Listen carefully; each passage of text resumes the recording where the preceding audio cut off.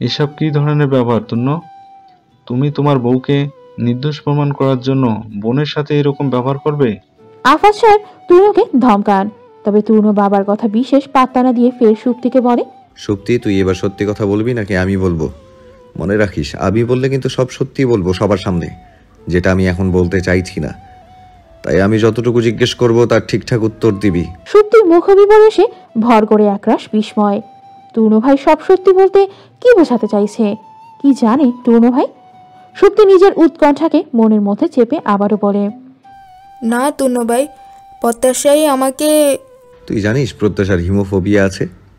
হিমোফোবিয়ায় আক্রান্ত একটা মেয়ের পক্ষে তোকে আঘাত করা অস্বাভাবিক নয় কি? যেখানে সে জানে আঘাত করলেই রক্ত বের হবে, আর তার রক্তে আকাশ সমভীতি, এখানেই প্রমাণিত হয় প্রত্যাশা তোকে আঘাত করেনি। তাও যদি তুই বলিস ওই তোকে আঘাত করেছে, তাহলে বলবো কেন আঘাত করবে তোকে? মেঝে থেকে কাগজ কুড়ানোর মতো একটা লেম টপিক নিয়ে? ও নিজেই সব সময় পূর্ণ ও আপি ব্যতীত প্রত্যেকটা মানুষকে নিয়ে ভীতিতে ভোগে, সেখানে ওর এতটা সাহস হয়ে গেল যে তোর সাথে কাগজ কুড়ানোর মতো একটা টপিক নিয়ে ঝগড়া করে তোকে আঘাত করবে? How ridiculous! তূর্ণের ধমকে সুপ্তির চোখে এবার পানি এসে যায়। এখন তূর্ণ ভাইকে দেখছে সে। তূর্ণ ভাই তাকে এভাবে বকছে শুধুমাত্র ওই মেয়েটার জন্য। ভাইয়া তাকে এভাবে বকছে। হ্যাঁ, তূর্ণ ভাই শাসন করেছে তাকে, তাই বলে কখনো এভাবে ধমকায়নি। আজকে যতটা তূর্ণ ভাইয়ের চোখে ক্রোধ দেখতে পাচ্ছে, এতটা ক্রোধ সে কখনো দেখেনি। তূর্ণ ভাইয়ের এতটা বদল, এতটা। সুপ্তির রাগ উঠে প্রত্যাশার প্রতি। সে এবারে প্রায় চেঁচিয়েই বলে, হ্যাঁ, মিথ্যে বলেছি আমি। ওই ফালতু মেয়েটা কিছু করেনি আমাকে, আমি নিজেই কেটেছি নিজের হাত, আর সব দোষ চাপিয়েছি ওই শয়তান মেয়েটার গাড়ে। শান্তি হয়েছে? সত্যি এসব কি ধরনের সম্বোধন করছিস তুই ওকে? বেশ করেছি, আরও করব। ও বজ্জাত, শাকচুন্নি, নির্লজ্জ, ডাইনি। যে অন্যের জিনিস কেড়ে নেয় সে ডাইনি। ও একটা ডাইনি। ও আমার জিনিস কেড়ে নিয়েছে, আমাকে কষ্ট দিয়েছে, যন্ত্রণা দিয়েছে, তিলে তিলে শেষ করেছে। আমি ওকে সহ্য করতে পারি না তূর্ণ ভাই, আমি ওকে সহ্য করতে পারি না। আমি ওকে মনে চাই। Stop yourself Supti. মুখ দিয়ে যদি আর একটাও বাজে কথা বের হয় তাহলে মনে রাখিস। কি মনে রাখবো তূর্ণ ভাই? তুমি মারবে আমাকে? ওই মেয়েটার জন্য আমার গায়ে হাত তুলবে? ঠিক আছে, তোলো, মারো আমাকে। এমনিতেও মরে যাচ্ছি, তিলে তিলে মরার চেয়ে একেবারে মরা ভালো। তুমি মারো আমাকে, একেবারে মেরে ফেলো। তূর্ণ মাথা নিচু করে দু হাতে মাথা চেপে ক্রোধ সংবরণের চেষ্টায় লিপ্ত। সে বসে আছে সুপ্তির বেডের পাশে একটা চেয়ারে। বাড়ির সবাই ছড়িয়ে ছিটিয়ে এখনো ও ঘরেই দাঁড়িয়ে। তারা বিস্ময় কিং কর্তব্য বিমূল। প্রথম বিস্ময় সুপ্তির প্রত্যাশাকে মিথ্যে অপবাদ দেয়া নিয়ে। দ্বিতীয় বিস্ময় সুপ্তি আর তূর্ণের কথাবার্তায়। তারা তাদের কথাবার্তায় কিছুই ঠিকভাবে ধরতে পারছে না। তবে এটুকু বুঝতে পারছে ঠিকই, সুপ্তি, তূর্ণ আর প্রত্যাশার মাঝে নিশ্চয়ই বড় ধরনের কোনো জটিলতার সৃষ্টি হয়েছে। এবারেই মুখ খোলেন আফাজ সাহেব। এসব কি হচ্ছে? এটা কি তূর্ণ? কি সমস্যা হয়েছে তোমাদের মধ্যে? আর যদি কিছু হয়ে থাকে তাহলে ভালোভাবে মিটিয়ে নাও। এভাবে ধমকাচ্ছ কেন মেয়েটাকে? বাবা, তোমরা জেনেছ প্রত্যাশা দোষী নয়, সে কিছু করেনি। তোমাদের যেটা জানার ছিল সেটা তোমরা জেনেছ। এবার তোমরা আসতে পারো প্লিজ। আমাদের মধ্যে যাই ঝামেলা হয়েছে তা আমরাই মিটিয়ে নেব। তোমরা এখন যাও প্লিজ।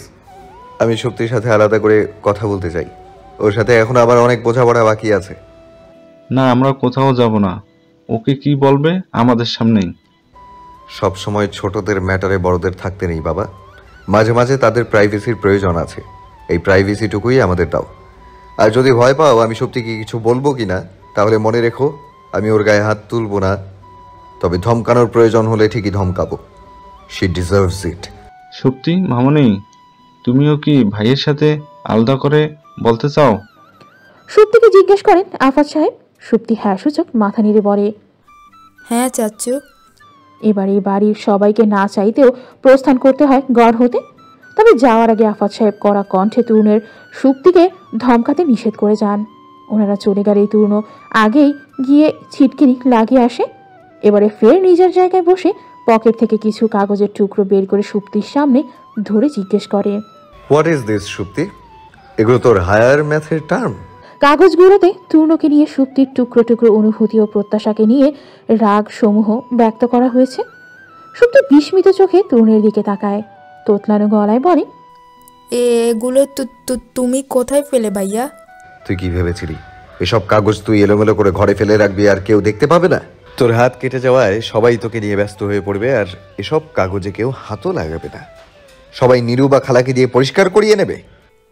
না ভাইয়া। চুপ। এই জন্য তোর প্রত্যাশার উপর এত রাগ, আর এইভাবে ওর উপর একটা ফেক অ্যালিগেশন দিলি? আমার তো মনে হয় তুই প্রত্যাশাকে ছুরিকাঘাত করতে চাইছিলি, কিন্তু সমস্ত দোষটা তোর হবে দেখে তুই নিজেই নিজের হাত কেটে প্রত্যাশার ঘাড়ে সমস্ত দোষ চাপালি। এক মিনিট। হঠাৎ কিছু মনে পড়েছে এমন ভঙ্গিতে। বিয়ের পর দিন যেদিন আমার ফটোটা ভেঙেছিল, তুই হাত দিয়েছিলি, বলছিলি প্রত্যাশা তোকে আঘাত করেছে। ওটাও মিথ্যে ছিল, তাই না? তুই নিজেই নিজের হাতে আঘাত করে আমার কাছে এসে প্রত্যাশার নামে দোষ দিচ্ছিলি, তাই না? সুপ্তি কিছু বলল না। ওর অক্ষিকটর ভেদ করে কপল গড়িয়ে শুধু নিঃশব্দে নোনা পানি বেরোচ্ছে। সুপ্তিকে চুপ থাকতে দেখে ধমকে ওঠে তরুণ। কি হলো বল, এখন কাঁদছিস কেন? এই জন্যই তুই সেই প্রথম দিন থেকেই প্রত্যাশার প্রতি আগ্রাসী মনোভাব পোষণ করছিলি, বারবার ওকে আঘাত করার চেষ্টা করছিলি, তাই তো? হ্যাঁ, ঠিক তাই। আর আমি যা করেছি বেশ করেছি। আমি ওসব কিছু করেছি কারণ আমি তোমাকে ভালোবাসি। আই লাভ ইউ তূর্ণ ভাই, I really love you so much. আমি তোমাকে ভালোবাসি বলে এসব করেছি, আর আমার জায়গায় তুমি থাকলে ঠিক এটাই করতে। কখনো করতাম না এরকম। আমি দেখতে পারতে তো নিজে ভালোবাসার মানুষকে অন্য কারোর সাথে সংসার করতে। তুই যেটা করেছিস ওটা বেহায়াপনা, ভালোবাসা নয়। আর তোর একতরফা ফিলিংসের জন্য আর কতটা বেহায়াপনা করবি সুপ্তি? বন্ধ কর এসব, আর নিজের ফিলিংসকে সংযত কর। মনে রাখিস আমি এখন বিবাহিত, আর আমাকে নিয়ে তোর বিশেষ কোনো ফিলিংস রাখাও পাপ। আর ওই মেয়েটা যে আমাকে দিনের পর দিন কষ্ট দিচ্ছে, সেটা পাপ নয়? ও তোকে কষ্ট দিচ্ছে না, তুই নিজেই নিজেকে কষ্ট দিচ্ছিস। তোর এই একতরফা ফিলিংস থেকে মুভ অন কর। পারবো না তূর্ণ ভাই, আমি পারবো না। আমি যে তোমাকে বড্ড ভালোবাসি। তুমি ফিরে এসো না তূর্ণ ভাই, প্লিজ ফিরে এসো। এতটা নিষ্ঠুর হইও না, তুমি এতটা নিষ্ঠুর হইও না। ছেড়ে দাও তুমি ওই মেয়েটাকে। আমি কখনো তোর ছিলাম না সুপ্তি, যে ফিরে আসার কথা বলছিস। আমি তোকে সবসময় নিজের বোনের চোখেই দেখেছি। ত্রিধা আপি যেমন আমার বোন, তুইও আমার আর একটা বোন, শুধুই আমার বোন। আর আমি সবচেয়ে নিষ্ঠুর হব ওকে ছাড়লে, তাই এটা কখনোই সম্ভব নয়। আমি ওকে ছাড়তে পারবো না, তবে তোকে শুধরাতে পারবো। তুই নিজের ফিলিংসকে সামলা, তোর ফিলিংসের আঁচ যেন ফার্দার প্রত্যাশার উপর আর না আসে। ও এমনিতেই ট্রমায় রয়েছে, ওর ওপর আর কোনো চাপ আমি চাই না। তুই নিজেকে, নিজের সাথের ফিলিংসকে সামলা। আই রিপিট, নিজের ফিলিংস থেকে মুভ অন কর। এটাই সবার জন্য মঙ্গল। আসছি আমি। নিজের বক্তব্য শেষ করে ঘর হতে প্রস্থান করে তরুণ। সুপ্তির মন চায় দৌড়ে গিয়ে তরুণ ভাইয়াকে জড়িয়ে ধরতে, কিন্তু হাতে ক্যানোলা লাগানো বেধায় সে বাধাগ্রস্ত হয়। রাগে জেদে হাতের ক্যানোলাটা ছিঁড়ে ফেলে। সেখান থেকে গল গল করেই রক্ত বের হতে শুরু করে। তীব্র ব্যথা অনুভূত হয়, তবে সে ব্যথা অন্তরের ব্যথার কাছে নিতান্তই তুচ্ছ মনে হয়। সে সেখানেই বসে হুহু করে কেঁদে ওঠে, সাথে সাথে বলে, আমার ভালোবাসাকে আজ বুঝলে না তূর্ণ ভাই। যেদিন তুমি ভালোবাসবে সেদিন বুঝবে ভালোবাসার মানুষকে অন্য কারোর সাথে দেখার কষ্ট ঠিক কতটা, ভালোবাসা মানুষকে কতটা নিচে নামায়। আমি চাই তোমার ভালোবাসা তোমায় নিচে নামাক, তুমিও সেই কষ্ট অনুভব করো যা আমি করছি। তাহলেই বুঝবে ভালোবাসা আমাদের অন্তরকে ঠিক কতটা পোড়ায়। নিস্তব্ধ আধারিয়া রাত গভীর হচ্ছে আস্তে আস্তে। চারদিক আধারে মোড়া। মানুষজন রাতের কৃত্রিম আলোগুলো নিভিয়ে সব ঘুমের দেশে পাড়ি জমিয়েছে অনেক আগেই। এখন শুধু জ্বলছে রাস্তার ধারে দম্বে দাঁড়িয়ে থাকা ল্যাম্পপোস্টের হলুদ বাতি। বাতির ঠিক নিচ বরাবর দাঁড়িয়ে রয়েছে নেড়ি কুত্তার দল।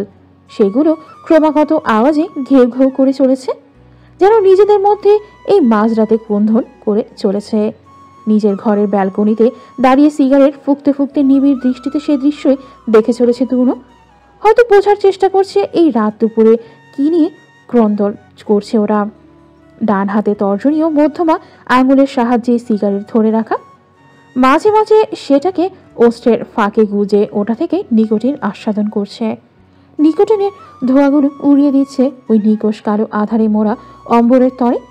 হঠাৎ কারো কাশির খুক খুক কাশির আওয়াজ কর্মে ব্যাঘাত ঘটে তরুণের। সে ঘাড় বাঁকিয়ে তাকায় শব্দের উৎসের দিকে। ব্যালকনিতে আসার দুয়ারে দাঁড়িয়ে খুক খুক করে কেসে চলেছে প্রত্যাশা।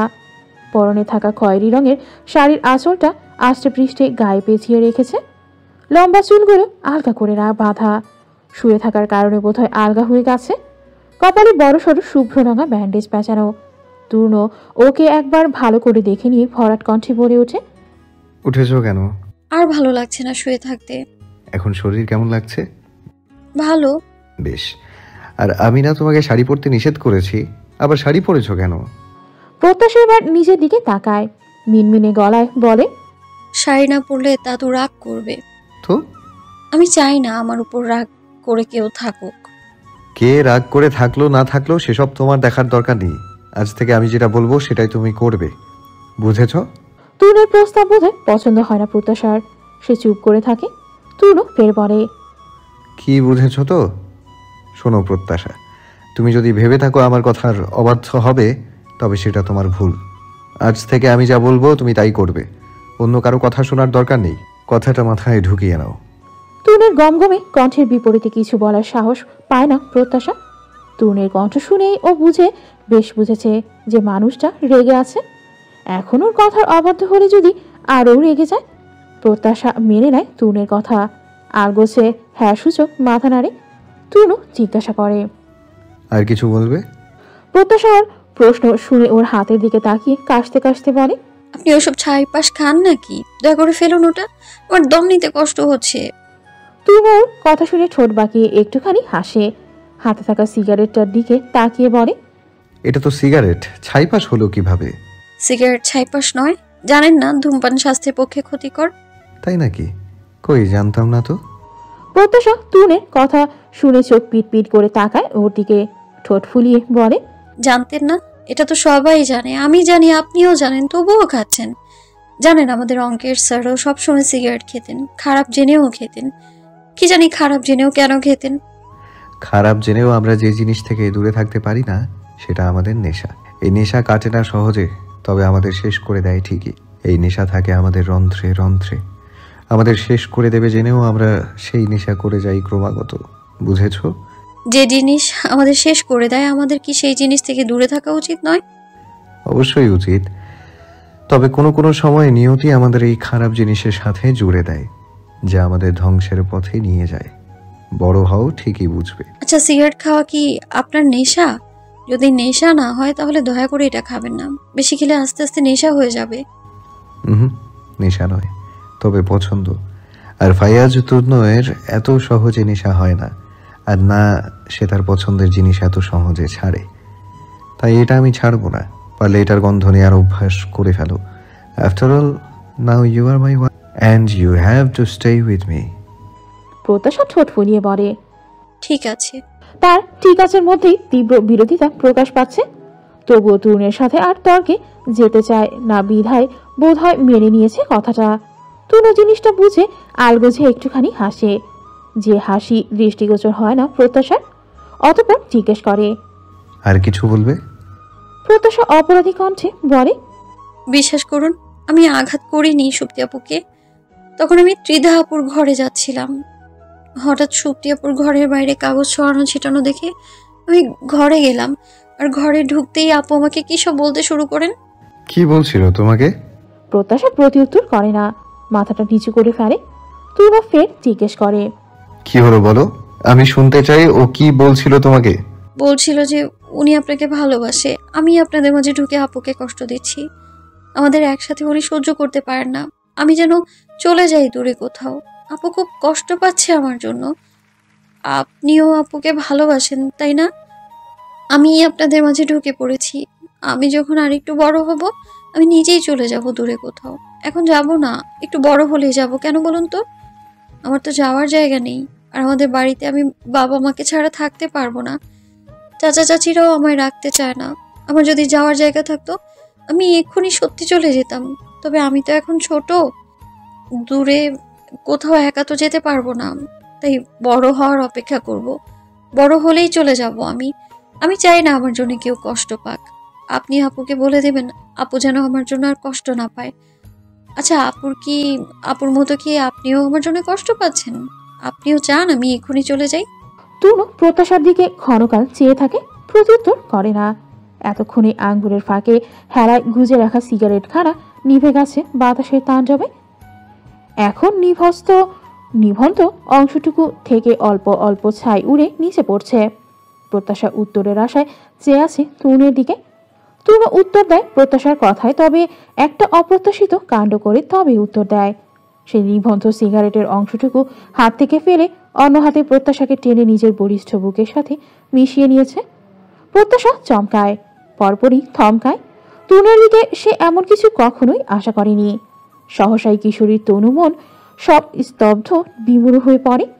তবে এখনো বোধহয় তনুর উত্তরের আশায় কর্ণকুহর সজাগ রয়েছে। তবে প্রত্যাশার হতাশ করে তনু ওর প্রশ্নের উত্তর দেয় না। সে অত্যধিক শীতল কণ্ঠে বলে, এইটুকুনি পুচকি মেয়ে তুমি, আমার বুকে কাঁপন ধরাচ্ছ কেন? মরতে চাও নাকি মেয়ে? প্রত্যাশার জানা নেই সে ঠিক কি করেছে যাতে তরুণের বুকে কাঁপন ধরেছে।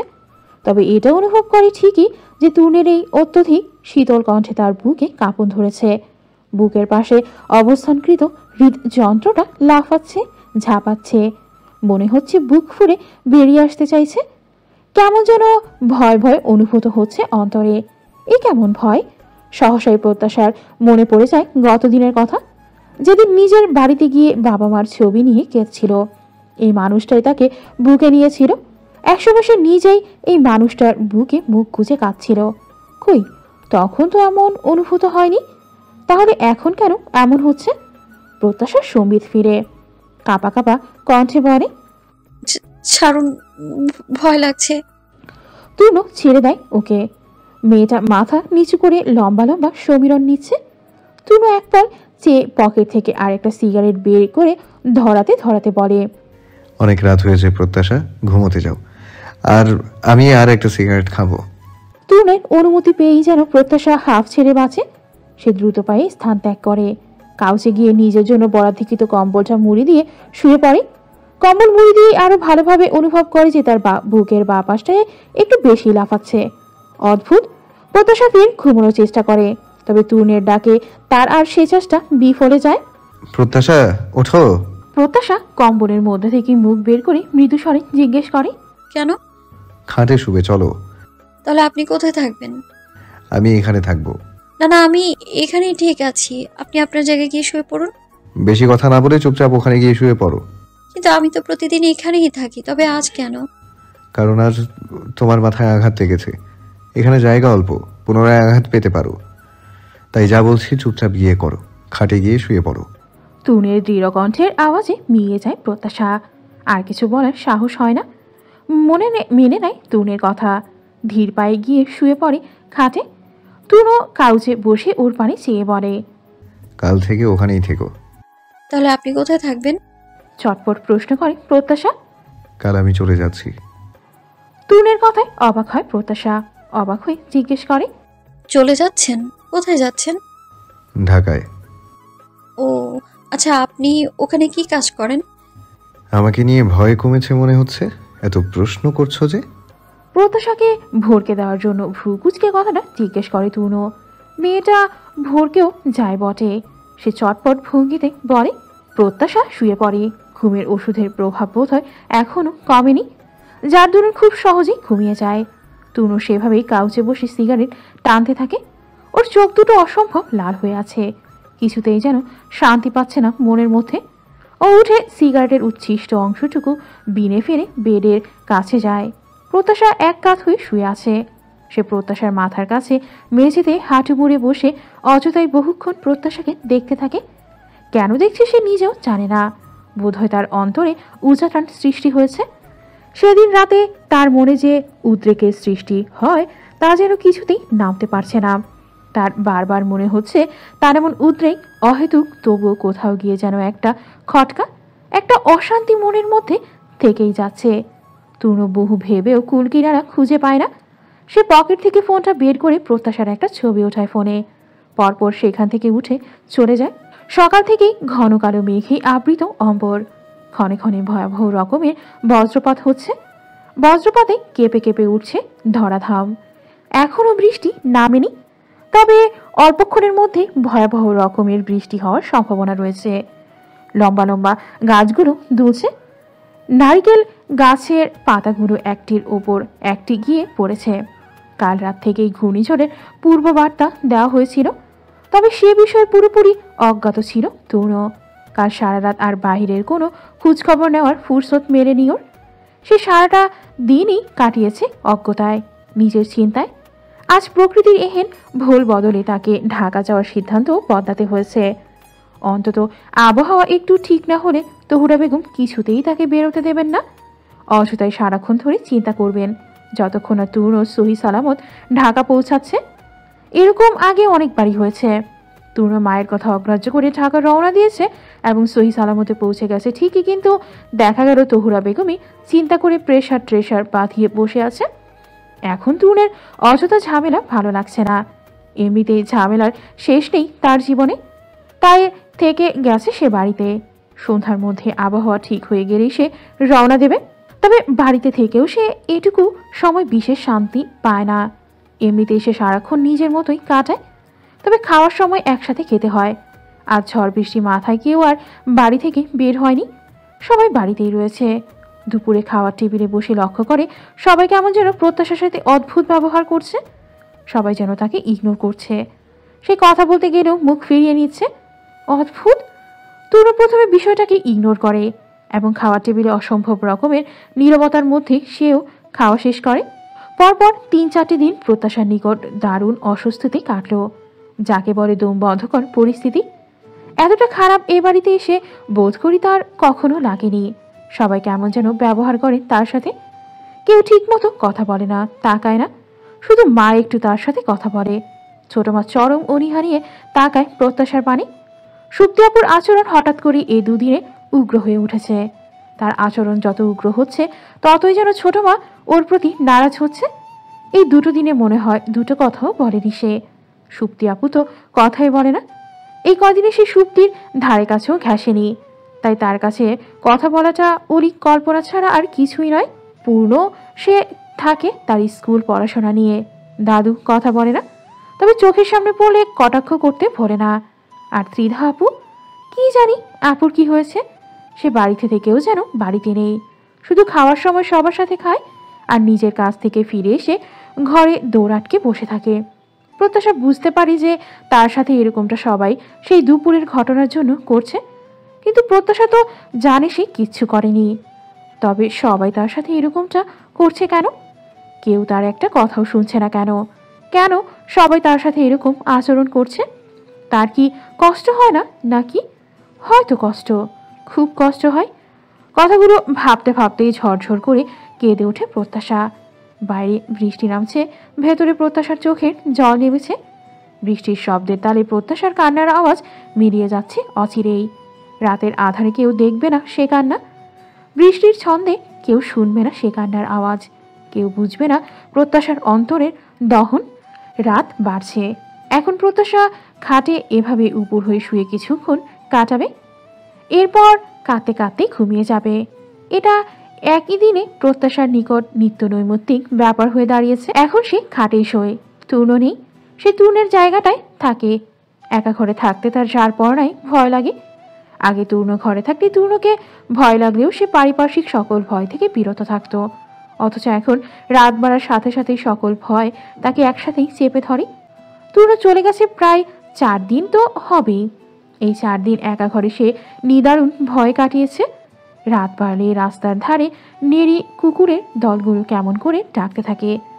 মনে হয় যেন কোনো অস্ত্রধারী দেখেছে তাকে, কোনো অশরীরই দেখেছে তাকে তারা। প্রত্যাশা ভয়ে কুকড়ে গিয়ে কম্বলের মধ্যে মুখ ঢুকায়, তবুও ভয় যেন কমতেই চায় না। যখন সে বাবার বাড়িতে থাকতো সে একা ঘরেই থাকতো, তবে এতটা ভয় লাগতো না। ভয় লাগলেও মা বাবার ঘরে ছুটে যেত রাত দুপুরে। এখন ভয় তার কয়েক গুণে বেড়েছে। সাথে ভয় পেলেও এ বাড়িতে কারো ঘরে বা কারো কাছে ছুটে যেতে পারে না, একা একাই গুমড়ে মরতে হয়। আজ আর প্রত্যাশা কাঁদতে কাঁদতে ঘুমিয়ে যেতে পারল না। দরজায় কড়া নাড়ার শব্দ দিচ্ছে।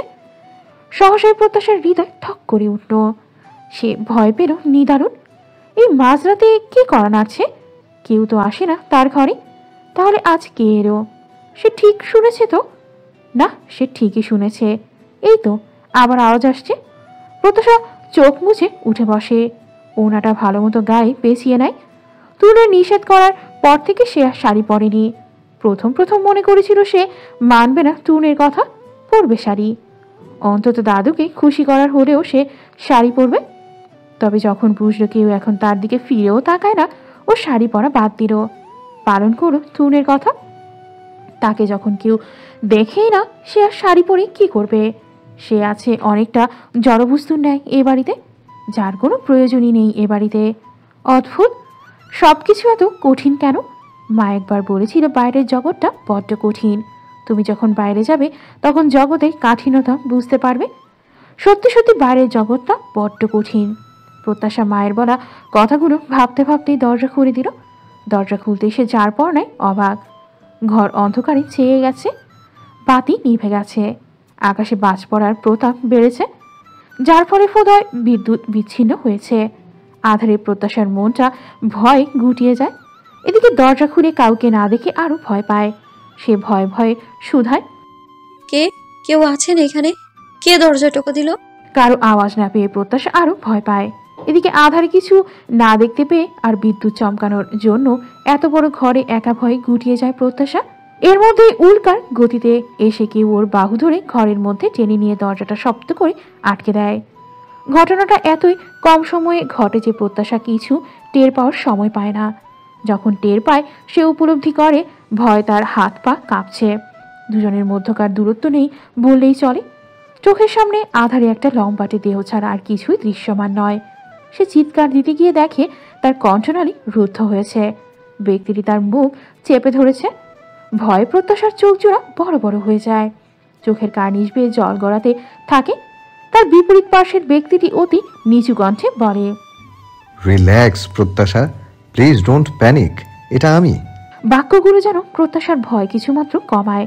এতে কণ্ঠস্বর প্রত্যাশা চেনে, এটা কে সে জানে, তবুও তার সম্পূর্ণ ভয় কমে না। প্রচণ্ড ভীত আর উদ্বেগের বশে সে ঝাঁপিয়ে পড়ে তার সামনে দাঁড়িয়ে থাকা যুবকের বক্ষে। ক্রমাগত কাঁপতে কাঁপতে আর লম্বা লম্বা সমীরণ ফেলে কাঁপা কাঁপা কণ্ঠে শুধায়, আপনি আপনি হ্যাঁ আমি। শান্ত হও, দেখো কিচ্ছু হয়নি, কিচ্ছু হয়নি, প্লিজ শান্ত হও। ভয় লাগছে, খুব ভয় লাগছে। না, একদম ভয় পেও না, ভয় পাওয়ার তো কিছু নেই। এটা আমি তো। এত জোরে জোরে বিদ্যুৎ চমকাচ্ছে তাই ইলেকট্রিসিটি চলে গিয়েছে। আমি বাতি জ্বালাচ্ছি, ভয় নেই। তুমি প্লিজ শান্ত হও না, এত উত্তেজিত হয়েও না। কথাগুলো বলতে বলতেই টুনো পকেট থেকে লাইটারটা বের করে প্রত্যাশার সামনে জ্বালিয়ে ধরে, বলে, এই দেখো, এদিকে তাকাও, দেখো আমি আলো জ্বালিয়েছি। প্রত্যাশা, মাথা তুলে এদিকে তাকাও। প্রত্যাশা আলগোছে টুনের বুক থেকে মাথা তোলে। লাইটারে হলুদ হাব অনরে ঘর কিঞ্চিত আলোকিত হয়েছে। ওই কিঞ্চিত আলোতেও মাথা তুলে টুনের মুখ পানে চায়। হালকা আলোয় টুনের মুখটা দৃশ্যমান। এমন সময় সে টুনুকে মোটেও আশা করেনি। উনি তো ঢাকায় চলে গিয়েছিল। তাহলে এই ঝড় বৃষ্টি মাথা নিয়ে মাঝরাতে ঢাকা থেকে ফিরল কেন হঠাৎ? ও বিস্ময় নিয়ে শুধায়, আপনি আপনি কখন এলেন? এখন এসেছি। এখন? আপনি না ঢাকায় গিয়েছিলেন? হুম। তাহলে এই ঝড় বৃষ্টি মাথায় মাঝরাতে কেন ফিরলেন? এমনি। এমনি কেন? কোনো সমস্যা? প্রত্যাশা তড়িঘড়ি মাথা নাড়ে। টুনু বলে, এখনো ঘুমাওনি কেন? ঘুমিয়েছিলাম। মিথ্যে কথা, তুমি কাঁদছিলে তাই তো? টুনের প্রশ্নে মাথা নিচু করে ফেলে প্রত্যাশা। টুনু ওর মুখপানে ক্ষণকাল চেয়ে থেকে বলে, ঠিক আছে, এবার আমাকে ছেড়ে দাঁড়াও। ড্রয়ারে মোমবাতি আছে, জ্বালিয়ে দিই। টুনের কথা নিজের অবস্থান খেয়াল হতেই তড়িৎ সরে দাঁড়ায় প্রত্যাশা। মনে মনে বিস্তর লজ্জাও পায়। এ যাবৎকাল বাবা ছাড়া অন্য কোনো পুরুষের সংস্পর্শে না আসা কিশোরী সহসাই অন্য পুরুষের সাথে এতটা ঘনিষ্ঠতায় লজ্জা পায়। মনে মনে নিজেকে শুধায়, বুদ্ধু কোথাকার, ভয় পেয়েছিস তো কি হয়েছে? এভাবে ওনাকে জড়িয়ে ধরতে হবে? তুই কাকে জড়িয়ে ধরছিস সেটা দেখবি না? তুই সত্যি বুদ্ধু। উফ, সবাই ঠিকই বলে, বোকা প্রত্যাশা। টুনো ওর নিচু হওয়া মুখের দিকে তাকিয়ে একটা লম্বা সমীরণ ফেলে। পরপর বলে, চোখের জল মুছো, ভূতের মতো লাগছে তোমাকে, অন্ধকারের ভূত। কথাটুকু বলেই সে মোমবাতি এনে জ্বালিয়ে দেয়। একটাই মোমবাতি জ্বালিয়েছে, ফলে ঘরে এখনো আলোর পরিমাণ অতি কম। সে ওই মোমবাতিটাই প্রত্যাশার হাতে ধরিয়ে দিয়ে বলে,